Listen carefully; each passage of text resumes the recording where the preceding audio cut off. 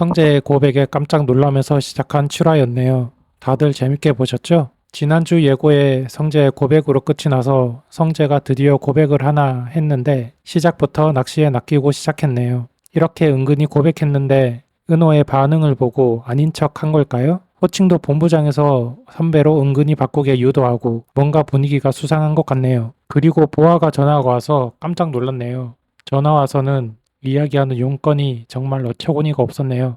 조건을 보고 결혼을 하려고 하긴 했지만 막상 보아에게 보상 이야기를 들으니 지혁은 자존심이 상하죠. 그리고 지환과 영라가 오늘 처음으로 보디가드와 보호 대상자로 만났는데요. 첫 분위기는 뭔가 묘하네요. 서로 첫인상은 별로인 것 같죠? 한편 성인은 은호와 무슨 관계인 걸까요? 의도적으로 은호에게 접근해서 호의적인 관계를 맺고 있는 것 같은데 말이죠. 오늘 데이트한 걸 보면 섣부르지만 은호가 성희에 버린 딸 뭐 이런 건 아닐까 싶네요. 그리고 지혁은 일용직 일을 하면서 과거에 재밌게 일했던 것도 생각이 나고 주변의 충고로 힘을 내서 다시 재기의 용기를 냅니다. 다시 서울로 올라오죠. 그리고 은호를 만나면서 7화가 마무리됩니다. 그럼 다음 화 8화 예상을 해보겠습니다. 그 남자가 모든 것을 무너뜨리고 떠났던 바로 그 남자가 지금 은호의 눈앞에 서 있었습니다. 마치 시간이 멈춘 것 같았어요. 저녁의 서늘한 공기가 두 사람 사이를 갈라놓는 강처럼 느껴졌는데요. 은호는 자기도 모르게 숨을 참고 있더라고요. 지혁이었습니다. 잊을래야 잊을 수 없는, 그래서 더 지독하게 밀어내야만 했던 이름. 지혁은 예전보다 조금 야윈 얼굴이었지만 그 깊은 눈빛만은 변함이 없었습니다. 모든 것을 꿰뚫어 볼 것 같은, 그래서 은호를 늘 작아지게 만들었던 바로 그 눈으로 은호를 똑바로 보고 있었어요. 할 말이 있어. 지혁의 낮은 목소리가 예전처럼 은호에게 반말로 툭 던져지듯이 정적을 깼습니다. 그 한마디에 은호의 심장이 바닥으로 쿵 하고 떨어지는 것만 같았죠. 무슨 말을 하려는 걸까? 돈과 배경을 택해 자신을 버렸던 그날 모든 게 끝났다고 생각했는데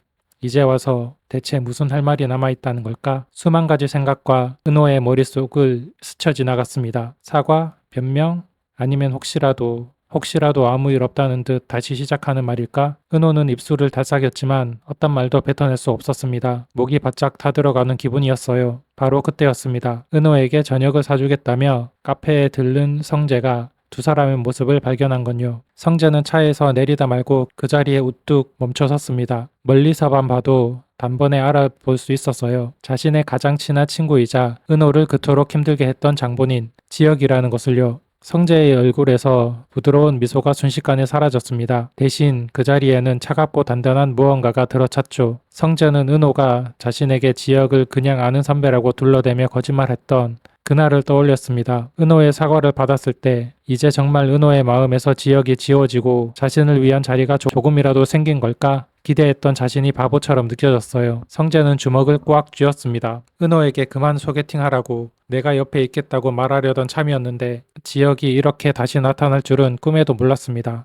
지혁은 성재의 등장을 눈치챘지만 시선을 돌리지 않았죠. 오직 은호에게만 고정된 채 다시 한번 입을 열었습니다. 잠깐이면 돼. 너한테 꼭 해야 할 말이 있어서 왔어. 그 목소리는 단호했고 무언가 절박함까지 묻어나는 듯 했습니다. 그 절박함이 은호의 마음을 더욱 복잡하게 만들었어요. 뿌리치고 돌아서야 하는데 발이 땅에 붙어버린 것처럼 움직이지 않았습니다. 은호는 자신도 모른 채 성재 쪽을 힐끗 쳐다봤습니다. 굳은 표정으로 이쪽을 바라보고 있는 성재와 눈이 마주쳤죠. 은호는 심장이 철렁 내려앉는 기분이었습니다. 오해하게 만들고 싶지 않았는데 특히나 늘 자신 곁을 묵묵히 지켜주었던 성재에게는 더더욱. 성재는 더 이상 그 모습을 지켜볼 수 없었습니다. 그는 천천히 두 사람에게로 걸어갔죠. 구둣발 소리가 유난히 크게 울리는 것 같았습니다. 성재는 은호 옆에서 지혁을 마주봤습니다. 그의 눈빛에는 친구를 향한 복잡한 감정과 은호를 향한 걱정이 뒤섞여 있었죠. 지혁아, 네가 여기 웬일이야? 성재의 목소리는 낮고 차분했지만 그 안에는 날카로운 가시가 숨어 있었습니다. 친구 사이에 오가는 평범한 인사가 아니었죠. 지혁은 그제서야 성재를 제대로 쳐다봤습니다. 자신의 가장 친한 친구, 그리고 지금은 어쩌면 자신이 상처 준 여자의 곁을 지키는 남자가 되어버린 친구. 성재야, 잠깐 은호랑 할 얘기가 있어서. 지혁의 대답에 성재는 희미하게 비웃었습니다. 할 얘기? 무슨 할 얘기가 아직 남았는데? 네 결혼 소식으로 은호한테 할 얘기는 다 끝낸 거 아니었어? 성재의 직설적인 공격에 지혁의 얼굴이 순간 굳어졌습니다. 은호는 두 사람 사이에 흐르는 냉랭한 기류에 어쩔 줄을 몰라 했어요. 지혁은 성재의 시선을 피하고 다시 은호를 바라봤습니다. 은호야, 선택은 네가 해.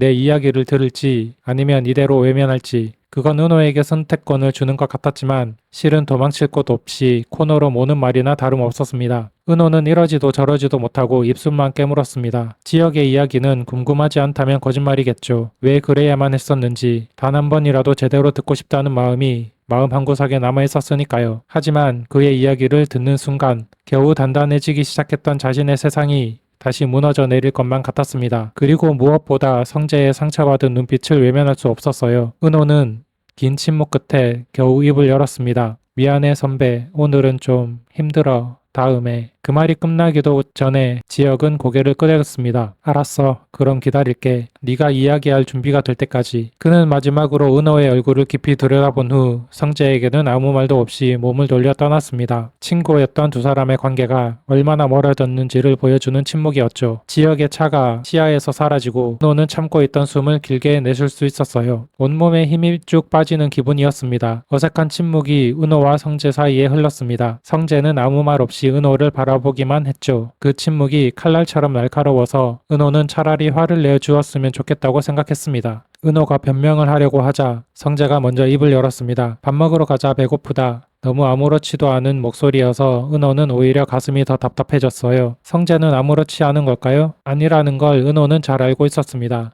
성재는 늘 그런 사람이었으니까요. 자신의 감정은 뒤로 숨긴 채 상대방을 먼저 배려하는 사람. 그래서 더 미안하고 더 마음이 아팠습니다. 한편 지역의 집에는 아버지 상찰과 어머니 다정이 아들 걱정에 밤잠을 설치고 있었습니다. 잘 나가던 인테리어 디자인 회사를 그만두고 나와서 힘겹게 고군분투하는 아들의 모습이 눈에 밟혔기 때문이죠. 상철은 무뚝뚝한 성격 탓에 속마음을 잘 표현하지 못했지만 누구보다 아들을 걱정하고 있었습니다. 괜히 퉁명스럽게 내뱉어내는 말에는 아들에 대한 안쓰러움이 가득했습니다. 어머니 다정은 그런 남편의 마음을 안다는 듯 따스한 차를 내어주며 말했습니다. 지역이 성격은 당신이 더 잘 알잖아요. 자기가 한 선택에 책임지려는 아이인 거. 그래도 밥은 제대로 먹고 다니는지 모르겠네. 다정의 따뜻한 말에 상철은 더 이상 아무 말도 하지 못하고 그저 깊은 한숨만 내쉬었습니다. 이들에게 지역은 자랑스러운 아들이자 동시에 가장 아픈 손가락이었습니다. 그리고 새로운 관계의 씨앗도 조용히 싹트고 있었죠. 성재의 동생, 영라의 보디가드 겸 운전기사가 된 지화는 오늘도 어김없이 영라를 작업실까지 데려다주는 길이었습니다. 차 안의 공기는 여전히 어색하고 차가웠죠. 영라는 조수석에 앉아 창밖만 내다볼 뿐 지환에게는 눈길 한번 주지 않았습니다. 지환은 그런 영라가 우습기도 하고 안쓰럽기도 했습니다. 고작 20몇 살 먹은 아가씨가 뭘 저렇게까지 잔뜩 나를 세우고 사나 싶어서요. 지환은 일부러 명랑한 목소리로 말을 걸었습니다. 영라는 지환을 쳐다보지도 않고 차갑게 대답했죠. 제 사생활에 관심 끄고 운전이나 똑바로 하세요. 그리고 아가씨라고 부르지 마시고요. 지환은 어처구니가 없어서 헛웃음이 나왔습니다. 지환의 능글맞은 대꾸에 영라의 미간이 살짝 찌푸러졌습니다. 영라는 자신을 특별하게 대하지 않고 오히려 어린애 다루듯이 하는 지환이 영 마음에 들지 않았습니다. 하지만 이상하게도 그 편안함이 싫지만은 않았어요. 늘 자신을 타이틀로만 보고 어려워하거나 아부하는 사람들로만 보다가 이렇게 격이 없이 대하는 사람은 처음이었거든요. 그날 저녁 작업실에서 나온 영라를 기다리던 지환은 무언가 이상한 낌새를 느꼈습니다. 아까부터 주변을 맴도는 검은색 세단 한 대가 계속 신경 쓰였거든요.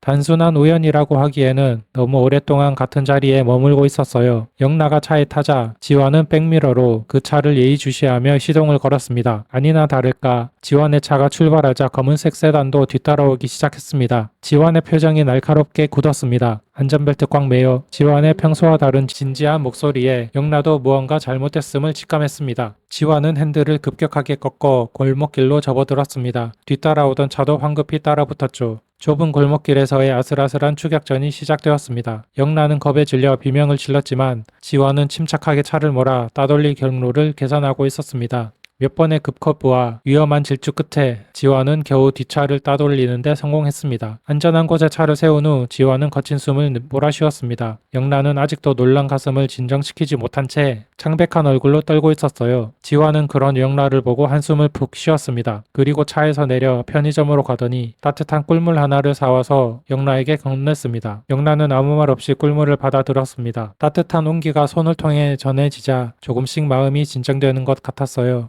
영란은 처음으로 지원을 제대로 쳐다봤습니다. 그 침착하고 믿음직스러운 모습이 낯설면서도 이상하게 가슴이 두근거렸습니다. 다시 평소의 능글맞은 모습으로 돌아온 지원을 보며 영란은 자기도 모르게 입가에 희미한 미소가 번졌습니다. 오늘 일로 두 사람 사이에 보이지 않던 벽이 아주 조금 허물어지기 시작한 것 같았습니다. 그 시각 지역은 자신의 재기를 위해 백방으로 뛰어다니고 있었죠. 과거 업계에서 인정받았던 실력을 바탕으로 새로운 인테리어 프로젝트를 따내기 위해 여러 클라이언트들을 만나고 다녔죠. 하지만 반응은 냉담했습니다. 지역은 현실의 벽이 생각보다 훨씬 높고 차갑다는 것을 뼈저리게 느꼈습니다. 하지만 이대로 주저앉을 수는 없었어요.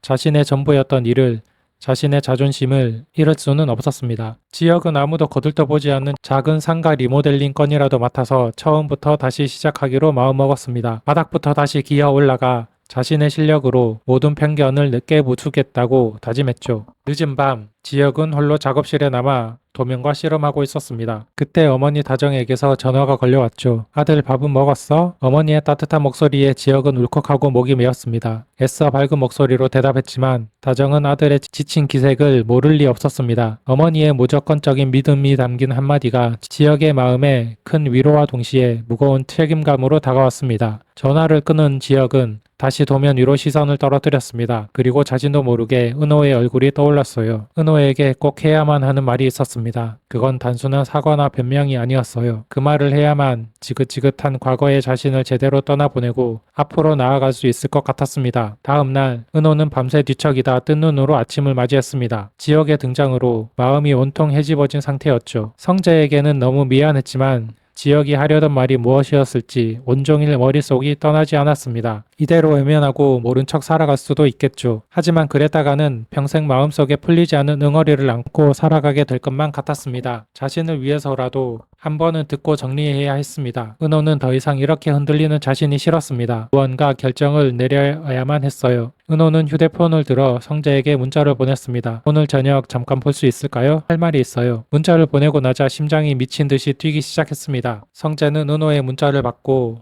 착잡한 표정을 지었습니다. 어젯밤 은호를 바래다주고 오는 길에 그는 결심했습니다. 더 이상 기다리지만은 않겠다고. 지역이 다시 나타난 이상 어설픈 배려와 기다림은 은호를 더 혼란스럽게 만들 뿐이라는 걸 깨달았기 때문입니다. 이제는 자신의 마음을 솔직히 부딪혀 볼 때였습니다. 그날 저녁 약속 장소에서 만난 은호와 성재 사이에는 어색한 침묵이 흘렀습니다. 먼저 입을 연 것은 은호였습니다. 어제 일은 정말 미안해요. 그리고 저 지역 선배 만나서 이야기 들어보려고요. 은호의 말에 성재는 올 것이 왔다는 듯 담담한 표정을 지었습니다. 하지만 그의 눈빛은 미세하게 흔들리고 있었어요. 꼭 들어야겠어? 또 상처받을 수도 있어요. 알아요. 근데 이대로는 제가 앞으로 나갈 수가 없을 것 같아요. 제 손으로 매듭을 지어야겠어요. 은호의 다정한 표정에 성재는 더 이상 그녀를 말릴 수 없었습니다. 대신 그는 오랫동안 마음에 담아둔 말을 꺼냈습니다. 성재가 처음으로 은호의 이름을 다정하게 불렀습니다. 은호는 놀라 성재를 쳐다봤죠. 그 사람 만나서 정리하고 와. 얼마든지 기다릴 수 있어. 근데 이것만은 알아줬으면 좋겠다. 내 옆에는 항상 내가 있다는 거.